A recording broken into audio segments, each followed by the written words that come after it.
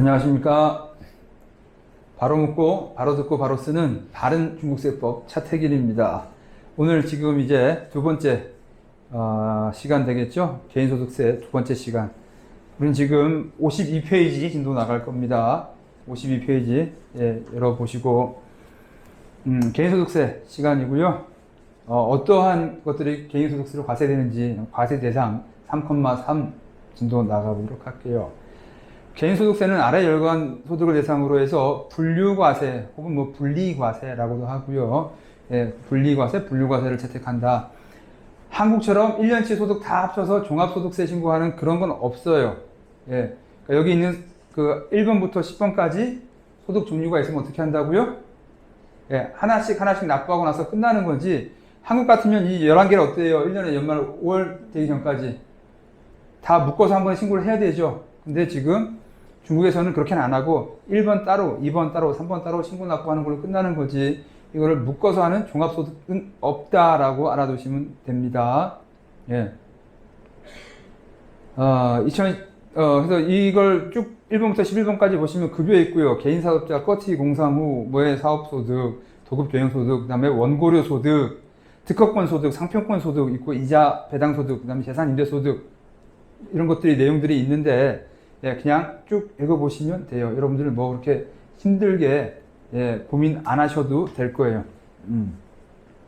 이것 예를 들면 자산 양도소득, 별로 여러분 중국에서 여러분들이 자산 양도해서 세금 내고 할 건 없다고 보고, 뒤에 나중에 토지증치세, 부동산 양도소득세는 따로 설명을 하겠지만, 일단 여기서는 개인소득 중에서 급여소득 위주로만 진도를 나가겠습니다.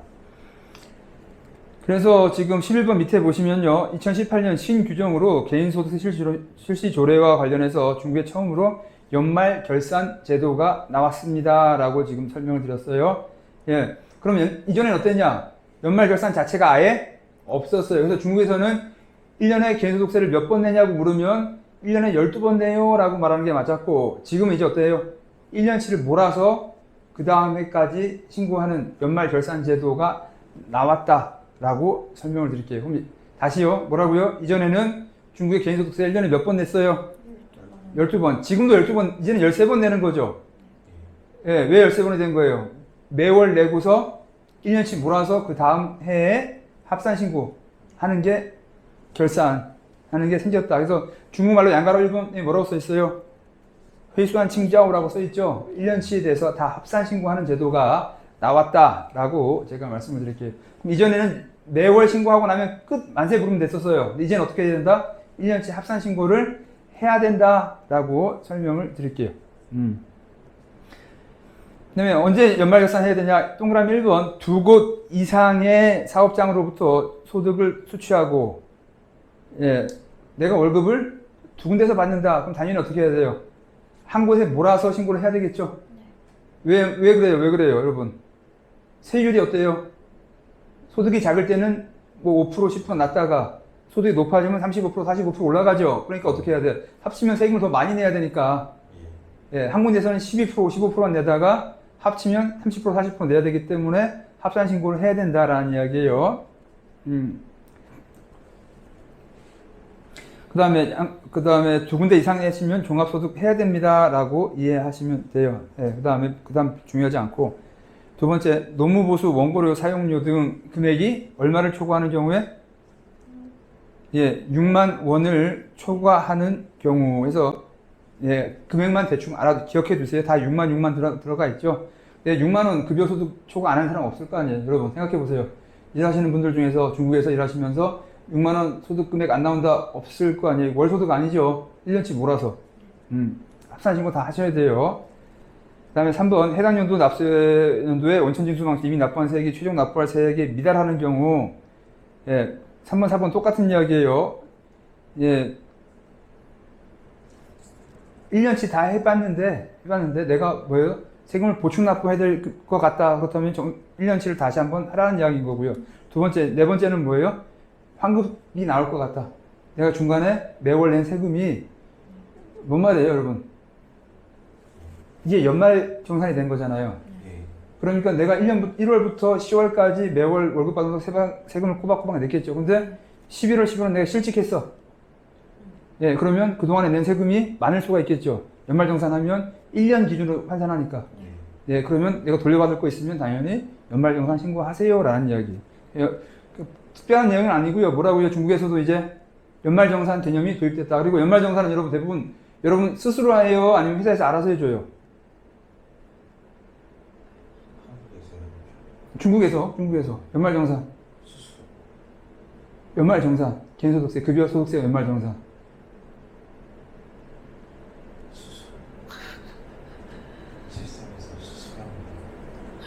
올해요? 예. 앱이 생겨서 이렇게. 아, 그렇구나. 예. 아, 예. 지금 어플 말씀하셨는데, 예, 스스로 할 수, 간단해요. 네. 복잡하지 않은데, 네. 예, 모르면 회사에 물어보면 되니까, 여러분, 그렇게 막, 이거 중요성은 별로 없어요. 그냥 연말결산 하면 된다. 총 받은 금액이 얼마다. 아시면 돼요. 그럼 여러분, 생각해 볼게요. 연말정산이라는 게 뭐예요? 한국에서 여러분 생각해 보세요. 연말정산하면 어떤 서류 갖다 제출해야 됐습니까? 한국에서. 내 가족이 중간에 늘었다. 새로 아기가 태어났다. 아니면 결혼했다. 그러면 뭐 부양가족 공제한다고 출생증명서 갖다 제출하고 가족관계증명 제출했죠. 그 다음에 학교를 갔다. 학비 제출했죠. 그 다음에 병원비 많이 들었다면 병원비 제출을 갖다 하죠. 예, 그래서 개인적 상황에 따라서 세금이 줄어드는 거죠. 예. 중국에서도 이제 뭐 한다는 거예요? 연말정산이 도입이 됐어요. 한국하고 개념이 거의 비슷하다. 가족 늘어나면 세금 좀 깎아주고요. 학교 많이 다니고 교육비 많이 냈으면 깎아주고요. 그 다음에 임차료. 예, 이제 자가가 아니고 내가 월세 내고 살았다. 그러면 월세도 비용으로 인정해서 깎아주고요. 세금을 하는 제도들이 나왔어요. 그래서 그 내용에 대한 설명이 52페이지 아래부터 시작되죠. 예. 그래서 그 비용, 개인적 특성을 반영해서 비용 까주는 거, 그걸 갖다가 특별부가공제라는 이름을 씁니다. 특별부가공제라는 이름을 쓰고요. 53페이지 맨 위에 볼게요. 급여소득 지급 시에 특별부가공제. 한국도 마찬가지죠. 내가 결혼했고, 내가 아기가 있으면 내가 기본적으로 얼마씩 공제 받으니까 이거 감안해서 빼주세요라고 해서 특별 부가공제 관련 인적 정보를 회사에 제출해야지 거기서 네가 아기가 있구나 아니면 네가 부모님이 모시 부양하는구나 해서 알아서 빼줄 겁니다. 그래서 회사에다가 미리 입사할 때 내 부양가족 데이터 같은 것도 다 제공을 해야 돼요. 두 번째, 2개 이상의 소득을 수령하는 경우에 한쪽에서 받은 급여 한쪽에다 몰아내야 되겠죠. A 회사에서 B에서 급여가 얼마 가는지 모를 거 아니에요. 내가 낮에는 회사 다니고 밤에는 학원에서 강의하면서 월급을 받았다. 예, 그러면 밤에 뭐 했는지 낮에 일하는 회사에서 모를 거 아닙니까? 그러면 내가 급여 둘 중에 하나 선택을 하시면 돼요. 아무 쪽이나 해서 A에서 받은 걸 갖다가 B에다 주든지 B에서 받은 급여 내역을 A에다 주든지 해서 합산 신고를 할 수 있도록 적용을 하셔야 돼요. 일단 3번, 납세자가 노무보수, 원고료 사용료 등을 취득한 경우에 연말정산 시 과세관청에 관련 정보를 적용해서 특별부가공제 적용 가능하다. 뭔 말이에요? 내가 원료를 받았어요. 원고료를 받는데 잡지사에서 너 애기 몇 명이에요? 이거 물어보고 주진 않을 거 아니에요. 예, 그래서 일단은 돈 기본으로 원천징수하는 거 받고 연말 정산할 때 어떻게 하라고요? 그때는 개인 상황 반영해서 연말 정산을 하세요라는 이야기죠. 동그라미 3번. 그다음에 납세자의 거주자 여주를 사전에 판단할 수 없는 경우 납세자는 우선 비거주자로 봐서 세액을 납부하고 연말에 거주자가 될 때는 관련 규정에 따라서 연말 정산을 수행한다. 일단은 뭐로 봐라? 비거주자로. 네. 여러분 어느 게 세율이 높아요? 기본 세율이 뭐가 높겠어요? 비거주자가 높겠죠. 일단 원천징수 왕창 해놓고 1년 지나고 그 다음에 됐을 때 얘가 거주자가 됐다면 거주자로 봐서 인적공제를 해주세요. 세금을 깎아주세요라는 이야기겠죠. 이해되시겠습니까? 네. 예. 혼자 와서 한 달 일하고 갔어요. 근데 뭐 한국에 있는데 애기가 몇 명 있어 물어볼 필요 없잖아요. 네. 예, 그래서 일단은 뭘로 하라? 비거주자로 보고 하고 확정이 되면 거주자 확정되면 그때부터 거주자로 연말정산 하면 되니까요.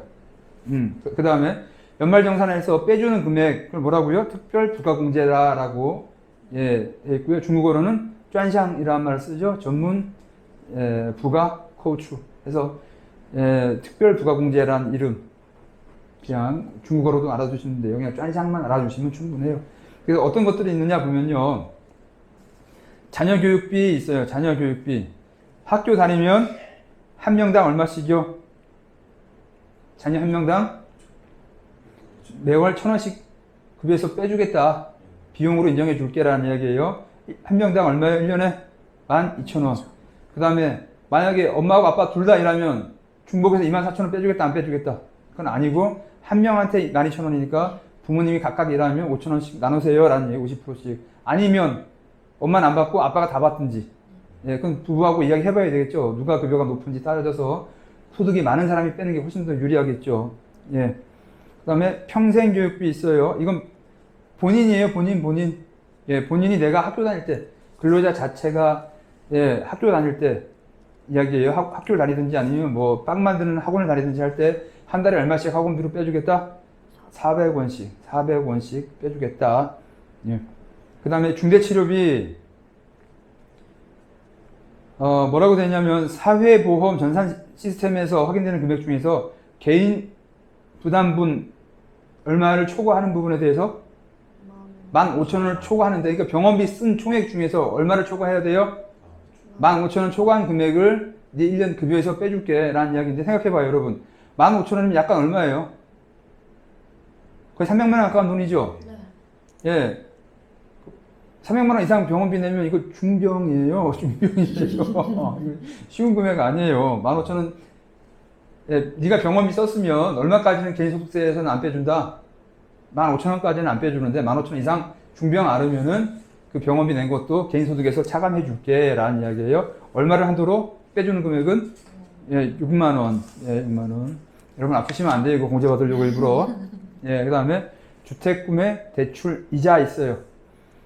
그 아래는 또 뭐가 있나요? 54페이지. 표 첫 번째 하고 아래 보시면 주택구매 대출 이자가 있고요. 그 아래는 주택 임차료 있죠. 그래서 네가 집을 샀다면, 예, 대출 받았을 거 아니에요? 네. 대출금 갚아 나가면서 발생하는 이자에 대해서는 얼마만큼? 역시 매월 1,000원만큼 이자 내는 거에 대해서 비용으로 인정해 줄게. 이자 비용 내는 거. 네가 집 사느라고 했던 거. 그 다음에 주택 임차료는 얼마예요? 지역마다 다르게 빼주겠다. 1,200원, 1,000원, 800원 해서, 예, 임차료를 냈으면 1,200원 빼주기도 하고 1,000원 빼주기도 하고 800원도 빼줄게. 지역마다 다르다는 거죠. 예, 그래서 대도시는 1,200원. 그 다음에 부모님 모시면은 얼마씩이요? 매월 2,000원. 예, 2,000원 또는 1,000원이에요. 예, 그래서 예, 한 명 있을 때 부모님 두 분이잖아요. 대부분. 근데 아래 하나밖에 없다. 그러면 2,000원 빼드리는 거죠. 예, 근데 내가 형제가 둘이다. 그럼 얼마씩만 뺄 수 있다? 1,000원씩만 뺄 수 있다. 1년에 12,000원 또는 24,000원. 두 분일 때 24,000원이 되는 거고요. 그래서 빼드린다. 부모님 모시라고 하는 돈도 빼준다. 그럼 여러분, 그냥 특별하게, 나 학원도 안 다니고, 그냥 기본적으로 애기 한 명 있고, 부모님도 한 분 모신다 생각해 볼게요. 그러면 애기 한 명 있으면 얼마 빼줘요? 학교 보내고 하니까, 학교니까. 1,000원 빼주죠? 네. 나 학원 안 다녀요? 아니, 몸도 건강해요. 그러면 1,000원은 일단 빠진 게 있고요. 그 자녀 지원금으로. 그 다음에 임차료 내고 살아요? 1,000원이라고 할게요. 중급도시. 1,000원 빼주죠. 그 다음에 내가 부모님 한 분 모시면 또 1,000원 빼주죠. 기본으로 얼마 정도 빠질 수 있어요? 내가 공제 받는 게 한 달에 3,000원 공제 받을 수 있는 거죠. 인적 공제 요건으로 특별 부가 공제로 얼마 기본을 빼먹을 수 있다? 3,000원 정도는 빼먹을 수가 있다. 예. 그래서 그 아래 그 양가로 4번 인적 공제, 특별 부가 공제에 관련해서 주의할 점 보시면 중복 공제는 안 된다. 뭐하고 뭐? 임차료하고 이자하고는 같이는 할 수는 없다. 집 한 채만 해라 이 말이죠. 예, 이자 하나 내려면 이자로 공제를 받든지 임차료 내면 임차료 받든지 하나만 해라. 두 번째, 공제 항목의 2월 공제 제한. 공제 받는 거 다 했더니 올해 벌은 소득보다 공제가 더 많아. 그럴 수 있죠. 내가 아파서 일을 못했어. 예, 그러면 공제 받을 게 더 많겠죠. 아까 6만 원, 1년에 3,000원씩 하면 36,000원이죠. 기본이 3,000원씩 빠질 거 아니에요. 그 다음 내가 아파서 6만 원. 그러면 거의 10만 원 정도 빠지는데 내가 아파서 일을 못했어요. 그러면 뺄 게 마이너스 나오죠. 예, 그럼 그 마이너스 나오는 거 그 다음 해로 넘어간다 안 넘어간다? 예, 안 넘어간다는 거예요. 공제 못 받은 거는 그냥 그 해로 끝난다는 거지 공제 못 받아서 그 다음 해로까지 넘어가지는 않습니다라는 이야기예요. 그리고 마지막으로 제일 중요한 거 양가로 5번입니다. 특별부가공제, 예, 전샹 후자 코추에 대해서 예, 외국인에 관한 특례가 있어요. 여기 보시면 아까 우리는 외국인에 대해서 뭐뭐뭐 있다고 그랬어요. 뭐 주택 보조금, 그 다음에 자녀 교육비 면세 가능하다고 있었죠. 네. 그런데 지금 우리 지금 본 거엔 있어요, 없어요? 자녀 교육비가 있는데 얼마밖에 안 돼요? 얼마요? 1,000원. 주택 얼마? 1,000원. 예. 근데 외국인 같은 경우에 1,000원짜리 집 보조금 받는 경우 주택 자금이 힘들죠. 그거 갖고 힘들잖아요. 예. 그러면 또 아까 봤던 건 무슨 구규정이라고 했어요? 신규정이라고 했어요. 외국인에 대한 게. 구규정이에요.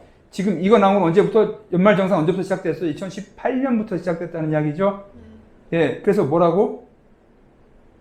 구규정도 지금 여기 있는 특례가 뭐예요? 구규정도 적용 가능하다라는 거예요. 국제학교 보내는데 한 달에 1,000원 갖고 돼요, 안 돼요? 힘들죠. 그래서 어떻게 하는 거예요? 구규정도 외국인이라면 구규정, 주택보조금하고 자녀 교육비 다 면제 받을 수 있다, 못 받는다? 면제 받을 수 있다. 그래서 이번에 중국 개인소득세 조례가 바뀌어서 주된 관심사인 인적공제의 도입과 관련해서 외국인의 경우에는 기존 면세 관련 규정을 적용할 수도 있고, 두 번째, 새로 나온 거를 적용할 수도 있다. 원하는 걸로 처리했으면 좋겠습니다라는 이야기죠. 예. 수강생이 전화기를 안 끄고 들어와요. 그러면 혼내야 돼요. 예. 전화기 끄시고. 예. 그래서,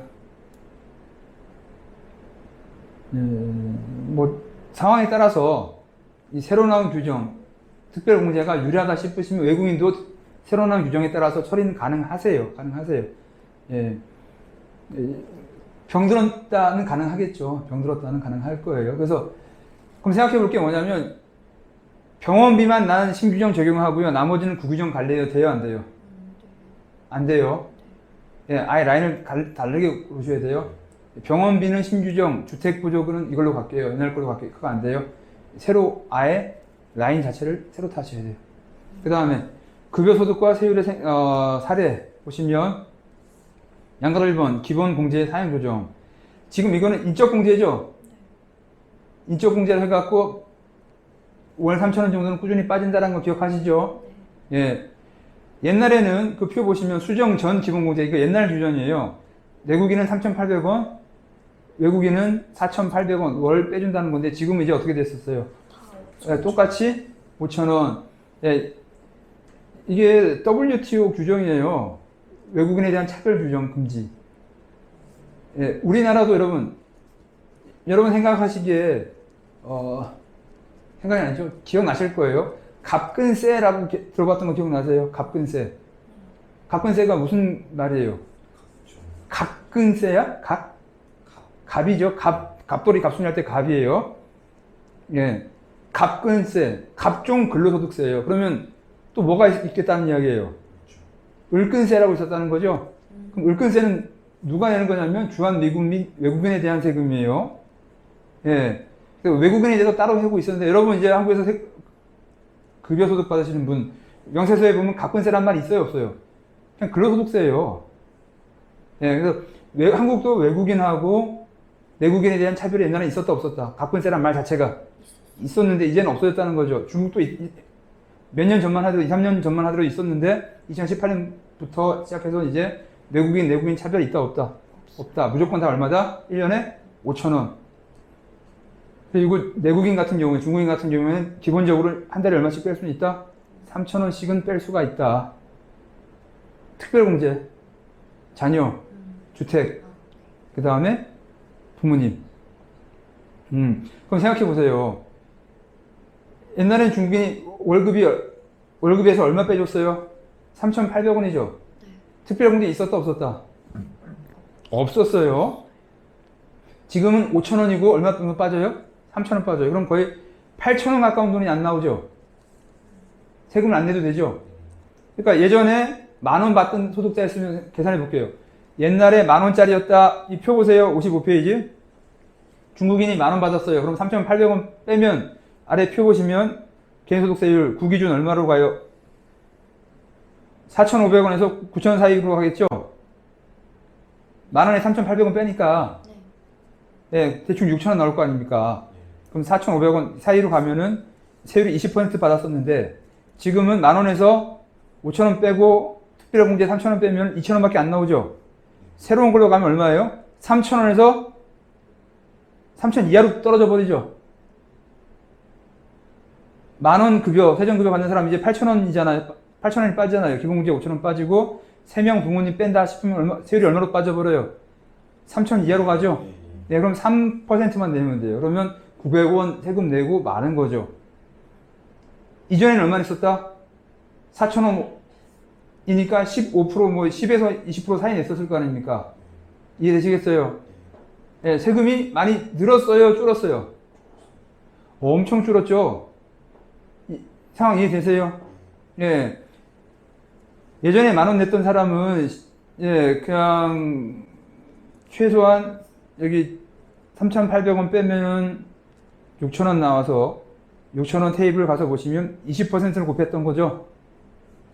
예, 그러면 1,000원 정도 세금을 냈었을 텐데, 공제받는 거 있으니까. 예. 공제를 받았으니까 뒤에 있는 구기준 떼서 속상공제 금액 빼는 게 있어서 어쨌든 간에 20% 세율을 적용받았는데 지금은 몇 %만 내면 돼요?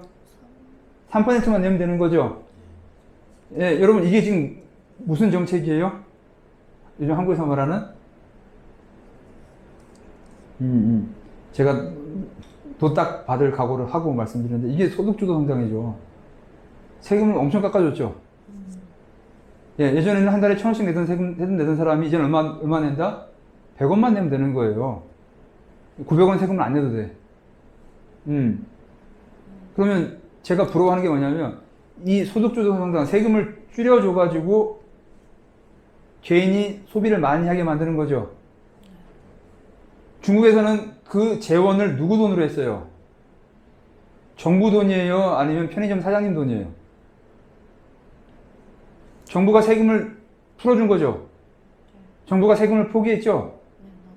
예, 그래서 그만큼 개인이 돈 쓸 재원을 마련해 준 거죠. 이거 세금을 정부가 놔준 거잖아요. 누구 돈 갖고 풀어준 거야? 정부 돈. 근데 한국에서는 지금 소득주도 성장은 누구 돈 갖고 해요? 여러분 정부에 세금 깎아줬어요? 아니죠. 기본소득 이빨 올려가지고 최저소득 올려갖고 편의점 사장님이 여러분 소득 보태주고 있는 거죠.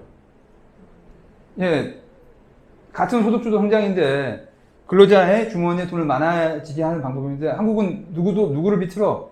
사장을 비트는 거고 중국은 정부가 자기 주머니 예산 포기하면서 소비 많이 하라고 하는 거죠. 예, 여러분 제가 부러워하죠. 한국이 부러워요? 아니면 중국이 부러워요? 중국이 부럽죠. 예. 그래서 같은 소득주도 성장을 하더라도 예, 정부에서 소득주도 성장 정책을 만들었으면 누구 돈 갖고 소득주도 성장 테스트 해봐야 돼요? 정부 돈. 근데 한국은 왜 저래? 왜 남의 돈, 사장 돈 갖고 테스트를 해? 솔직히 할 말은 하자고. 그래서 지금 중국도 똑같이 소득주도 성장을 지원하고 있는데 누구 돈 갖고 한다? 정부 돈. 한국은 사장 돈. 테스트를 하려면 네 돈 갖고 해, 네 돈. 제가 하고 싶은 말이에요. 그래서 지금 여기 사례를 볼게요. 개인소득세율 밑에 있는 거 사례 1 보면 월급 10,000원이고 사회보험료가 800원인데 그 800원 누가 내는 거예요? 예, 본인이 내요. 본인이. 예, 여러분 고개 드세요. 사회보험료도 한국은 어떻게 냅니까? 사회보험료 회사 반, 나 반 이렇게 내죠? 똑같이 반반이에요. 중국은 비율은 좀 다른데 직원도 일부를 내고 회사도 일부를 냅니다. 예, 누가 더 많이 내는지 뒤에 가서 나올 거고 일단 그래서 이 사회보험료 얼마라는 거예요? 800원. 누구 부담? 본인 내는 게. 그럼 세전 계약 금액이 얼마? 10,000원이고. 예, 그 아래 표 보시면 10,000원에서 얼마를 빼요? 800원. 지 부담하는 거 비용으로 뺀다는 거죠. 그 다음에 내 기본 한 달에 얼마 빼준다? 중국인인 경우에. 중국인 외국인 구별하지 없이 5,000원 빼주죠. 그 다음에 자녀 몇 명 있어요? 미성년 자녀 2명 있죠. 그래서 1,000원 빼기 곱하기 2 하면은 얼마 나옵니까? 3천 얼마 나오죠?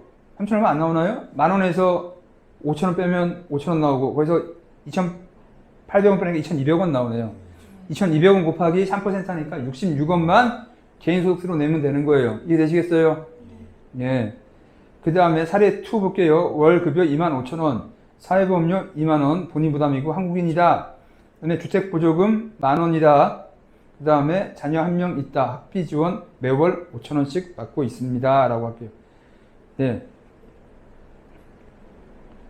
지금 아까 설명했던 거라면 원래 주택보조금하고 5,000원 더 해야 되죠? 지금 세금만 계산해주고 제가 편하게 한 것 뿐이에요. 예. 25,000원에서 뭐 뺄 수 있어요? 당연히 사회보험료 빼야 되죠? 네. 이해되시겠어요? 예. 그 다음에 이제 고민을 하셔야 돼요. 외국인에 대해서 어떻게 할 수 있어요? 면세를 두 종류로 가를 수 있죠? 네. 구규정에 따라서 주택보조금하고 자녀교육비를 면세 왕창 뺄 건지 아니면 매달 1,000원씩 할 건지 구분할 수 있죠? 예, 그럼 여러분 이 상황이면 지금 한 달에 얼마씩 임차료 지원받아요? 주택보조금 한 달에 얼마씩 주택보조금 지원받아요? 만원. 그 다음에 학비 지원도 얼마씩? 한 명한테 5,000원 받죠? 예. 그래서 여러분 1,000원씩 빼주는 게 유리해요? 아니면 만원 한 번에 빼는, 15,000원 한 번에 빼는 게 유리해요? 만원하고 5,000원. 새로운 규정 따라서 하는 게 유리해요? 아니면 구규정이 유리해요? 구규정이 훨씬 유리하죠. 그래서 어떻게 해야 돼요? 아예 여기서는 지금 만원하고 5,000원을 표시 안 해버렸어요. 원래는 넣었다 빼야 되는데. 이해하시겠죠? 아까 그림 그렸던 거 기억나시죠? 여기에 1번, 2번 해가지고 2번 하면 안 된다. 1번을 해야 된다. 근데 지금 여기 세액 계산 목적으로 빼버린 거예요. 제가 편하게. 그래서 25,000원에서 주택보조금하고 학비 지원 아예 부수한 하라는 거죠. 계산하지 말라는 거고. 그래서 2,000원 빼고 사회보험료, 그 다음에 5,000원 기본 빼고 나면 세율 20% 곱하고 신기준에 따라서 속상공제 1,410원 빼면 2,190원 정도를 세금으로 내시면 되겠습니다. 라고 말씀을 드릴게요. 예. 이제 56페이지 3,5 과세기간과 납부기한 진도 나가도록 할게요. 예, 급여소득 당연히 매월 회사에서 급여 지급할 때마다 원천징수하니까 여러분 신경 쓰실 필요 없으세요. 그 다음에 연말정산 이야기가 뒤에 나오는데 뒤에 나가서 보겠습니다. 그 다음에 개인사업자의 소득. 예, 여러분 외국인은 중국에서 개인사업자를 낼 수가 없습니다. 예, 그러니까 이건 아예 그냥 제껴셔도 돼요. 개인사업자인 경우에 언제 신고해야 되는지 넘어가고요. 상기 이외에 알바소득, 기타소득. 예, 당연히 돈 받을 때마다 원천징수 매번 하겠죠. 예, 그래서 매번 한다. 그 다음에 신고납부기한 원천징수 볼게요. 언제까지 숫자 보이시죠? 며칠이요? 15일. 15일. 증치세도 15일, 영업세도 15일, 법인세는 분기 끝날 때마다 15일이죠. 예. 중국에선 기본적으로 다 D 플러스 15일이라는 거 알아두시면 되고요. 그 다음에 원천징수하고 가로 열고 닫고 보시면 뭐 재밌는 말이 써 있어요. 예, 원천징수 의무자인 회사에게 징수세액의 2% 잔여금 지급한다. 중국 세무서에서 예, 회사한테 돈을 주는 거예요. 회사가 개인소득세 원천징수를 대신해 주죠. 그러니까 중국 세무서에서 니 참 수고한다라고 해갖고 몇 %요? 회사가 납부하는 개인소득세 금액의 2%를 1년에 한 번에 몰아서 줍니다. 매달 페이백 해주는 거 아니고 1년치 개인소득세 실제 납부한 금액의 2%를 회사 통장으로 입금을 해줘요. 예, 그런데 이거 갖다가 옛날에는 제가 옛날도 아니고 지금도 그렇고 가끔씩 보면 회사 경리팀 팀장이 이거 우리 팀 수고했다고 장려금 보너스 준 거야. 그래서 그냥 쑥 빼가는 경우 있는데 그러시면 안 돼요. 그거 허용하면 안 되고 걔네들을 우리 중국인 회계팀 팀원들한테 술 사 먹으러 준 돈 아니에요. 회사로 준 돈이니까. 물론 회계팀한테 보너스를 줄 수는 있어요. 그럼 정상적으로 어떻게 해야 돼요? 개인소득세 징수하고 보너스로 처리하면 되는데 그냥 막 빼가는 경우가 왕왕 있습니다. 주의하세요. 그 다음에 양가로 2번 연말정산. 중국에서 개인소득세 언제까지 신고한다고요? 6월 말까지 개인소득세 연말정산한다. 예, 여러분 법인세는 중국에서 언제까지 신고했었어요? 법인세 5월 말까지죠. 예, 개인소득세는 한 달 지나서 6월 말까지 연말정산한다 라고 이해해 주시면 될 거예요. 3,6 납세지 별로 중요하지 않아요. 예, 개인소득세 납세지 특별히 더 중요하지 않습니다. 그래서 소득이 발생한 장소 급여소득 당연히 그 회사에서 알아서 해주겠죠. 그 다음에 뭐 특별한 거 필요 없고요. 동그라미 4번 부동산 양도소득 당연히 땅을 파는 그 지역에 세무서 가서 신고해야 되겠죠. 그리고 뭐 재산임대소득 마찬가지고요. 특별한 내용 없습니다. 나머지 지급장소 불문 뭐 그것도 더 보실 필요 없으세요. 예, 이것으로 해가지고 이제 개인소득세 두 번째 강의까지 다 마쳤어요. 여러분들 더 궁금하신 내용 있으시면 네이버 라인 타고 들어가서 질문해 주시면 제가 답변을 해드리도록 하겠습니다. 개인소득세 강의 마치도록 하겠습니다. 수고하셨습니다.